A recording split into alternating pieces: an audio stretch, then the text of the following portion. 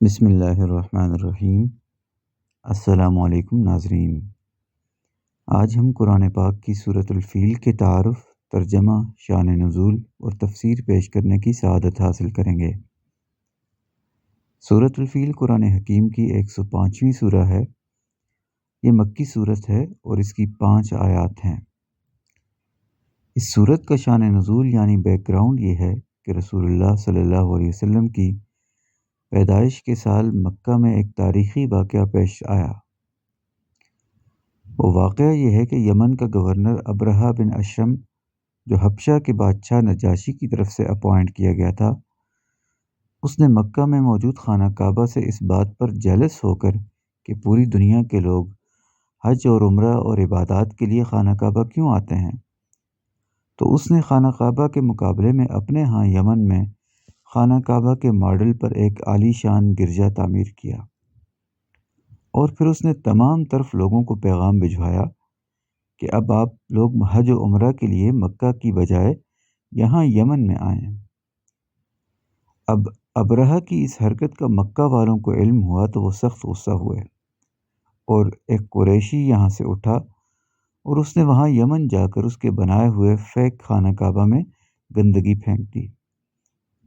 جب اس بات کا علم ابرہہ کو ہوا تو وہ سخت غصے میں آیا اور اس نے فوری طور پر مکہ میں موجود خانہ کعبہ کو گرانے کا پلان بنایا، اور پھر اس پلان کو اس نے اپنے بادشاہ نجاشی کے سامنے رکھا تو نجاشی نے بھی اس کی اجازت دے دی، بلکہ نہ صرف اجازت دی بلکہ اس حملے میں اپنی نمائندگی کے لیے اپنے دربار سے ایک خاص ہاتھی دیا جو لشکر میں اس کی نمائندگی کرے گا۔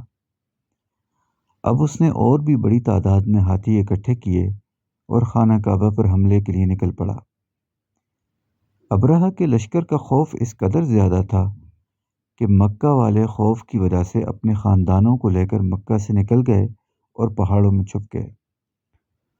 تو اللہ تعالیٰ نے ابرہہ کے لشکر کو خانہ کعبہ پر حملے سے پہلے ہی تباہ و برباد کر دیا، اور اس کے لیے ابابیل پرندوں کو بھیجا جن کے منہ میں پتھر اور مٹی کے کنکر تھے، اور وہ ابابیل ان کنکروں کو سپاہیوں کے اوپر پھینکتے تھے، اور جس کو بھی وہ پتھر لگتا تھا وہ بلٹ کا کام کرتا تھا، اور وہ شخص وہیں گر کر ختم ہو جاتا تھا۔ تو اللہ تعالیٰ نے اس عظیم الشان لشکر کو معمولی ابابیلوں کے ذریعے تباہ و برباد کر دیا، اور خانہ کعبہ کی حفاظت اور اس کی آخری آیت کے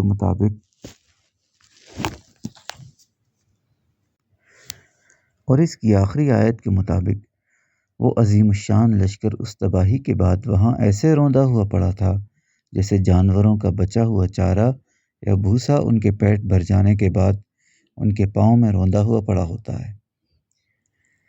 اب سورۃ الفیل کی ٹرانسلیشن کی طرف آتے ہیں۔ بسم اللہ الرحمن الرحیم۔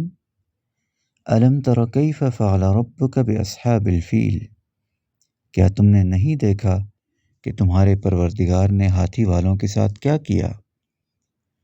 الم یجعل کیدہم فی تضلیل، کیا ہم نے ان کے منصوبے کو باطل نہیں کر دیا؟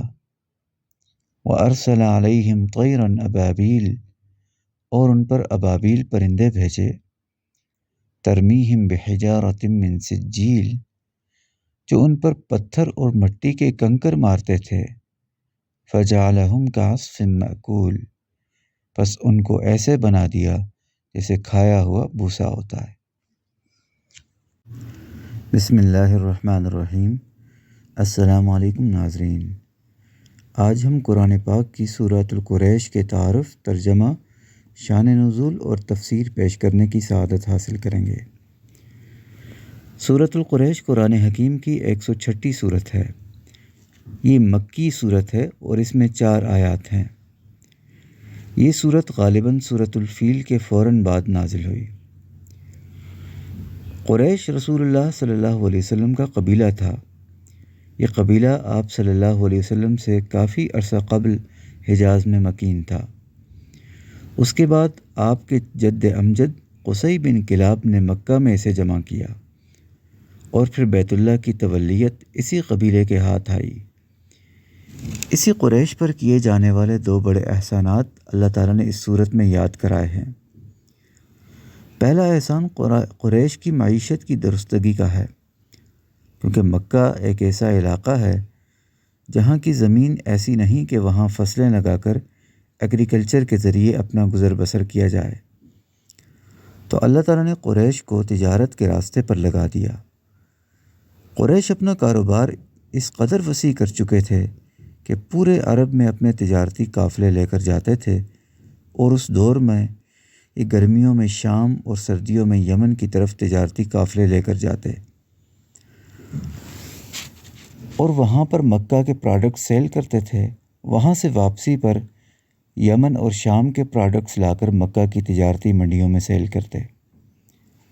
حالانکہ اس دور میں اکثر تجارتی قافلوں کو راستوں میں لوٹا جاتا تھا، لیکن قریش کے تجارتی قافلوں کو راستے میں لوٹا بھی نہیں جاتا تھا، کیونکہ قریش کا سب اس حوالے سے بڑا ریگارڈ کرتے تھے کہ یہ لوگ خانہ کعبہ کے متولی ہیں، اور یہ خوف بھی ہوتا تھا کہ اگر ہم نے قریش کو لوٹا تو کہیں یہ ہمارا بت ہی خانہ کعبہ سے نکال کر پھینک نہ دیں۔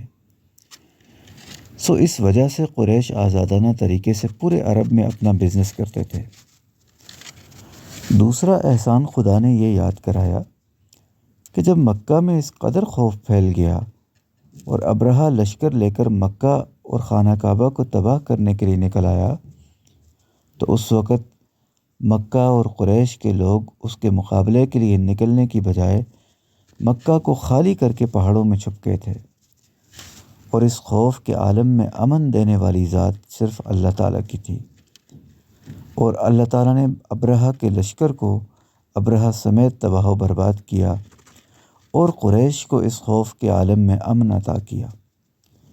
اب خدا تم قریش والوں سے ایک ڈیمانڈ کرتا ہے کہ تم اس خانہ کعبہ کے حقیقی پروردگار کی عبادت کرو۔ اب اس سورت کی ٹرانسلیشن کے حوالے سے آپ بات کرتے ہیں۔ لإیلاف قریش، قریش کو مانوس کرنے کے لیے، ایلافہم رحلۃ الشتاء والصیف، ان کو مانوس کیا سردی اور گرمی کے سفر سے، فَلْيَعْبُدُوا رَبَّ هَٰذَا الْبَيْتِ، پس وہ عبادت کریں اس گھر کے حقیقی پروردگار کی، الَّذِي أَطْعَمَهُم مِّن جُوعٍ وَآمَنَهُم مِّن خَوْفٍ، وہ رب کہ جس نے ان کو بھوک میں کھلایا اور ان کو خوف میں امن دیا۔